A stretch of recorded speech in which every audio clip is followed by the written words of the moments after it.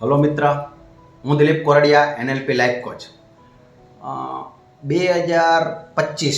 2025 પૂરું થવા આવ્યું છે અને 2026 આવી રહ્યું છે.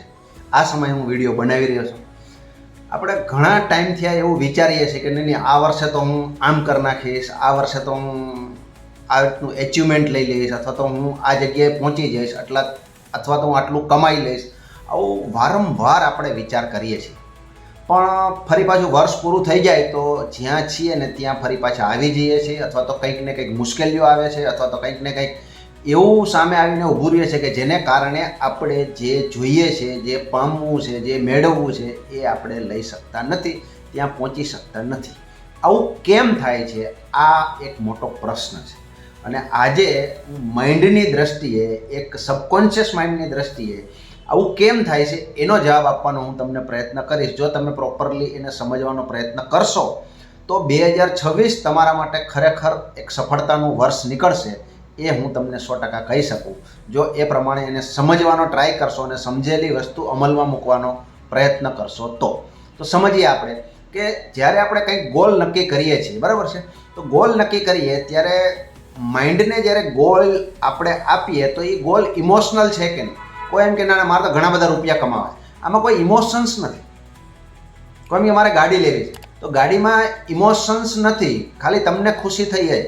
પણ તમે એમ કહો કે મારે મારા મમ્મી પપ્પા આટલા વર્ષોથી આ ઘસાયા છે, આટલા વર્ષોથી આ મહેનત કરે છે અને મારે એમને ગાડી ગિફ્ટ કરવી છે 2026માં, તો આ એક ઇમોશનલ ગોલ થયો. જો તમારો ગોલ ઇમોશનલ હશે તો તમને કામ કરવા માટે તમારું સબકોન્શિયસ માઇન્ડ તમને સપોર્ટ કરશે અને ત્યાં સુધી જવા માટે એકદમ ઉત્સાહથી જશે. મતલબ તમે ઉત્સાહથી કામ કરી શકશો. કેમ? તો કે તમે ઇમોશનલ ગોલ બનાવ્યો. તો પહેલી વસ્તુ શું જશે? ઇમોશનલ ગોલ બનવો જોઈએ.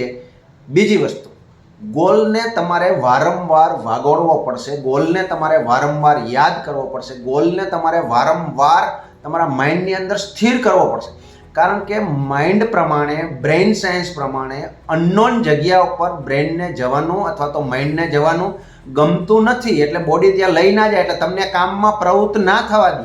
હું તમને એક્ઝામ્પલ આપું કે તમને કોઈ પાર્ટીમાં જવાનું હોય અને તમને એમ કહેવામાં આવે કે ભાઈ એ પાર્ટીમાં કોઈ જ તમારું જાણીતું વ્યક્તિ નથી, તમે ખાલી તમારે એકલાય જવાનું, એક પણ માણસ જાણીતો નથી, અજાણ્યો માણસ. બધા ગમે તેટલી સારી પાર્ટી હશે, ગમે તેટલી લક્ઝરિયસ પાર્ટી હશે, તો પણ તમને એકવાર એમ થાય ને યાર આપણને મજા આવે, થાય કે નહીં? કેમ? તો ત્યાં જાણીતું કોઈ નથી. જો તમારું જાણીતું કોક હશે, બે જણા બી તમે થઈ ગયા તો ચાલો જઈએ એમ થશે તમને, બરાબર છે. તો જ્યાં અનનોન છે ને ત્યાં જવા માટે આપણું બ્રેઇન, આપણું માઇન્ડ, આપણું હૃદય, જે બી ગણો તમે, આપણી બોડી ત્યાં જવા માટે જલ્દી રેડી ના થાય. એવી રીતે તમે ગોલ નક્કી કર્યો કે ભાઈ મારે તો મર્સિડીઝ લેવી, અથવા કોઈ બી ગાડી, ચાલો નાની ગાડી ગણીએ, તમે કોઈ બી નક્કી કરી 10 લાખ, 15 લાખ, 20 લાખની ગાડી બી તમે નક્કી કરી, કોઈ બી ગાડી, ચાલો ઓકે, નો પ્રોબ્લેમ. પણ તમે એના વિશે જ્ઞાત નથી, તમે એના વિશે જાણતા નથી, તમને એના વિશે કંઈ ખબર નથી, તમે ગાડીમાં બેસીને ટેસ્ટ ડ્રાઈવ લીધો નથી, તમે એના ફોટા વિડીયો બનાવ્યા નથી, તમે વારંવાર માઇન્ડને આ વસ્તુ આપી નથી કે આ તો મારા માટે જાણીતું છે, અજાણ્યું છે જ નહીં, આ મારી પાસે આવી ગયું, બસ લાવવું એટલી જ વાર છે. આવું બ્રેઇનને તમારે વારંવાર સંકેત આપવો પડે ને. એટલા માટે લોકો એને વિઝ્યુલાઇઝેશન કહે, એ વારંવાર વિઝ્યુલાઇઝ કરવાનું. અફર્મેશન પણ એક ટાઈપનું છે. બધાના અલગ અલગ સાયન્સ છે અથવા બધાની અલગ અલગ એક મેથોડોલોજી છે. બધી વસ્તુ આપણે સમજશું વારાફરતી. પણ અત્યારે હું તમને એમ કહું કે માઇન્ડને શું, ગોલને શું કરવું પડે? નોન બનાવવો પડે. આપણો જે ગોલ બનાવ્યો છે એ જાણીતો બનવો જોઈએ, તો પછી થશે, બરાબર છે. ત્રીજી વસ્તુ અને મહત્વની વસ્તુ છે ડિસિપ્લિન. તમે જે વસ્તુ નક્કી કરી, માની લો કે તમારે જે ગાડી લેવાની છે, તમારે રૂપિયા કમાવાના છે, તો મહિને લાખ રૂપિયા કમાવાનો, કંઈ બી, તો તમારે જે કમાવાનું છે અથવા તમારે જે ગોલ સુધી એચીવ કરવાનું છે એના ચંકમાં અથવા એને કહેવાય નાના ટુકડાઓમાં કરો. એક વર્ષની અંદર તમારે આટલા રૂપિયા કમાવાના છે, 6 મહિનામાં કેટલા કમાશો? આટલા રૂપિયા કમાશો. 3 મહિનામાં કેટલા કમાશો? આટલા રૂપિયા કમાશો. 1 મહિનામાં કેટલા આવે? આટલા રૂપિયા ભાગમાં આવે. 1 મહિનામાંથી 1 અઠવાડિયામાં કેટલા આવે? આટલા આવે. અને આજના દિવસે મારે એના માટે શું કરવું પડે? આ લેવલ સુધીનું તમે જો પ્લાનિંગ કરો તો જ તમારું કામ થાય, નહીં તો કામ થાય નહીં.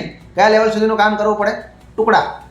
1 વર્ષનું, 6 મહિનાનું, 3 મહિનાનું, 1 મહિનાનું, 1 અઠવાડિયાનું, 1 દિવસનું, આ લેવલ સુધી તમે ગયા અને એ જ પ્રમાણે કર્યું તો તમને સફળ થતા કોઈ રોકી શકશે નહીં. ડિસિપ્લિન તમારે લાવવી પડશે અને એ ડિસિપ્લિન લાવવા માટે શું કરવાનું? નક્કી કરેલું કામ નક્કી કરેલા સમયે કરવાનું તમે શરૂ કરશો તો 100% ત્યાં સુધી પહોંચી જશો. મોટા ભાગના લોકોને જે પ્રોબ્લેમ આવતો હોય છે અથવા જ્યાં અટકી જતા હોય છે એ જગ્યા આ જ છે. નક્કી કરેલું કામ નક્કી કરેલા સમયે પૂરું કરી શકતા નથી અથવા તો એમાં કંઈક ને કંઈક બાના આવી જાય છે. જો એના બાના આવી જાય તો આપણે ત્યાં સુધી પહોંચી શકીએ નહીં. આ બાનાથી બચવા માટે આપણે શું કરવાનું નેક્સ્ટ વિડીયોમાં જોશું. Thank you very much. જો વિડીયો સારો લાગ્યો હોય તો તમે સબસ્ક્રાઇબ કરો, શેર કરો, લાઇક કરો, કોમેન્ટ કરો, ક્વેશ્ચન કરો. મળીશું ફરી.